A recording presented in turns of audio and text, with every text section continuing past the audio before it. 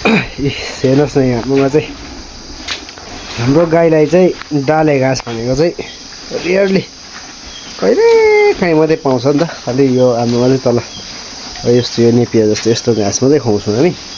डाले घाँस चाहिँ हाम्रोमा छैन पनि र भएको पनि सबै भ्यागुते वर्गको हुनाले गर्दा चाहिँ रुख चढ्ने कोही सक्दैन हो। त्यही भएर चाहिँ हाम्रो गाई चाहिँ डाले घाँस पाउँदैन र यो अर्काले झार्दैको अर्काले दिएको डाले घाँस दामी खान्छ होला भनेर चाहिँ गाई पनि खुसी हुन्छ होला भनेको खान नमानेको। हेर्नुहोस् न झन् खरी त के खाँदैन रहेछ। खरी त अब पहिलातिर त मलाई खरीहरू दामी घाँस जस्तो लाग्थ्यो, केही खाँदैन रहेछ यिनीहरूले खरीहरू चाहिँ हो। काब्रा पनि राम्रो खानु मानेको छैन।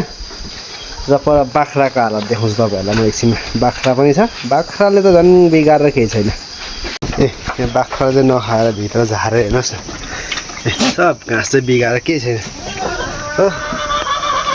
सब बिगाएर केही छैन। बिहान चाहिँ अझ घाँस पनि राम्रो केही खाएको छैन। अन्त खोले आज चाहिँ बोकै छ बाख्रा चाहिँ दिउँसो पनि दिइहालेको।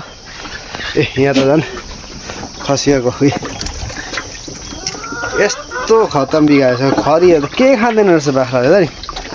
यतापट्टि हेर्नुहोस् न, 70 ओछा जस्तै ओछाएको छ। अन्त आज चाहिँ बाख्रा भोकै छ र चाहिँ भोकै भएकोले चाहिँ यही आज यिनीहरूलाई चाहिँ म यो दिउँसो खोले दिँदैछु हो।